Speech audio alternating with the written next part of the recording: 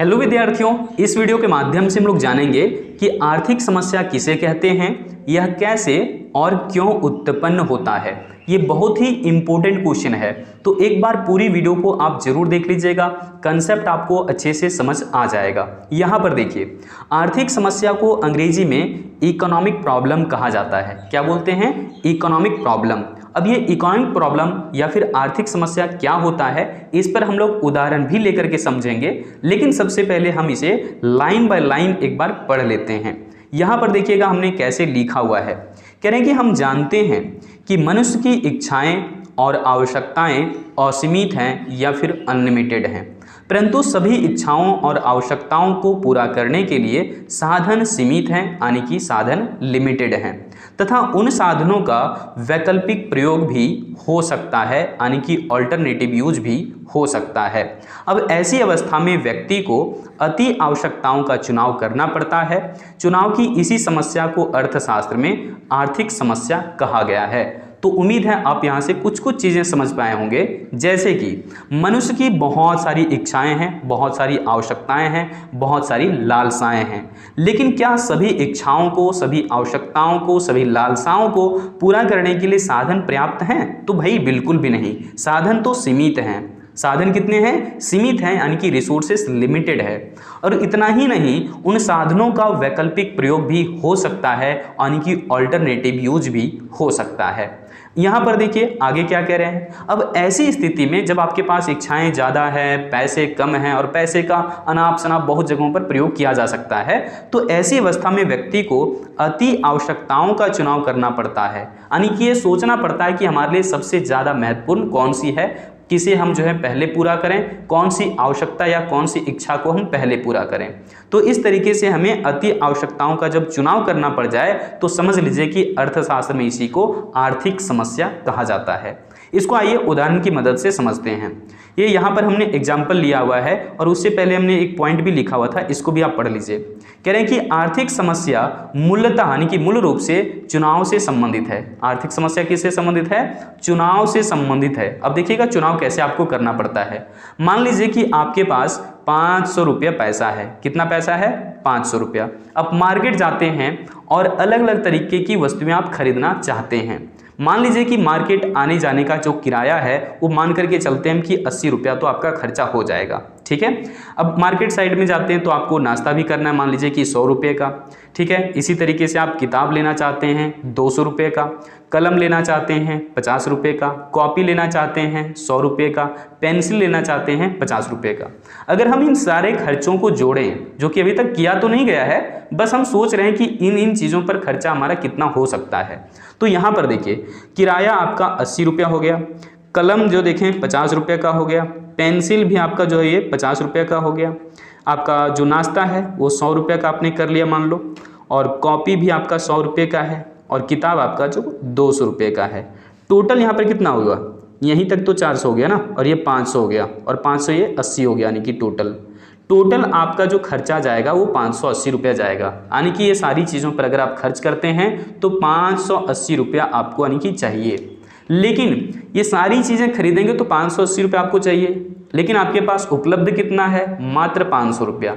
अब आपको सोचने पर मजबूर हो जाना पड़ता है कि हम कौन सी अपनी आवश्यकता को पूरा करें और कौन सा नहीं। तो आप यहाँ पर फिर डिसाइड करते हैं कि भाई देखते हैं कि इनमें से सबसे ज़्यादा महत्वपूर्ण कौन सा है हमारे लिए। हो सकता है कि आपको लगे कि नहीं भाई हम किताब तो लाइब्रेरी से निकाल करके भी पढ़ सकते हैं, तो इसको दुकान से खरीदने की क्या आवश्यकता है, तो आप यहाँ पर भी कॉम्प्रोमाइज़ कर सकते हैं। हो सकता है कि आप कहें कि नहीं हम जो है किराया क्यों देंगे, हम साइकिल से ही जो है वो पहुंच जाते हैं मार्केट, जाने आने का किराया बच जाएगा, तो आप यहाँ पर भी कॉम्प्रोमाइज़ कर सकते हैं। हो सकता है कि आप ये कहें कि 50 रुपये का कलम नहीं लेंगे बल्कि केवल 5 रुपये का कलम लेंगे, तो यहाँ पर भी आप कॉम्प्रोमाइज़ कर सकते हैं। नाश्ता पानी के लिए अगर हम बात करें तो क्यों आप जो है वो मार्केट में बाहर में खाएंगे पिएंगे, है ना। आप कहेंगे कि नहीं घर से ही है, हम जो है खा पी करके निकलेंगे, तो बाहर भी फिर नाश्ता करने की हमें कोई आवश्यकता नहीं पड़ेगी। तो यानी कि कहीं ना कहीं तो आपको कॉम्प्रोमाइज़ करना पड़ेगा। इतनी सारी इच्छाएँ हैं और इतनी सारी इच्छाओं के लिए आपको जो है ना पैसा चाहिए कितना? 580 रुपया, तब जाकर के आपकी सारी आवश्यकता पूरी हो जाएगी आसानी से। लेकिन आपके पास उपलब्ध चूंकि 500 रुपया है, यानी कि साधन कम है। ये देखिए साधन आपके पास कम है और यहाँ पर चाहिए आपको बहुत ज़्यादा। ठीक है। तो ऐसी स्थिति में आप जो है वो चुनाव की समस्या का सामना करते हैं, और चुनाव की ऐसी ही समस्या को हम दरअसल अर्थशास्त्र में क्या कहते हैं, आर्थिक समस्या कहते हैं या फिर इकोनॉमिक प्रॉब्लम कहते हैं। अब देखिए यहाँ पर आर्थिक समस्या उत्पन्न होने के कौन कौन से कारण होते हैं। यहाँ पर देखिएगा हमने कारण कैसे लिखा हुआ है। आर्थिक समस्या उत्पन्न होने के कारण जो है वो निम्नलिखित हैं। जैसे कि पहला कारण क्या है, मनुष्य की इच्छाएं और आवश्यकताएं देखेंगे तो बहुत ज़्यादा हैं, अनलिमिटेड हैं, असीमित हैं। दूसरी ओर मनुष्य की सभी आवश्यकताओं को या सभी इच्छाओं को पूरा करने के लिए साधन सीमित हैं, यानी कि रिसोर्स लिमिटेड हैं। ठीक है। तीसरी जबरदस्त बात क्या है कि उन सीमित साधनों का वैकल्पिक प्रयोग भी हो सकता है। तो ये तीन जो महत्वपूर्ण बात हमने लिखा हुआ है, ये तीनों की तीनों मेन कारण हैं आर्थिक समस्या उत्पन्न होने के। पहले कारण क्या है, मनुष्य की इच्छाएं अनंत हैं, दूसरा साधन सीमित हैं, और तीसरा साधनों का वैकल्पिक प्रयोग हो सकता है।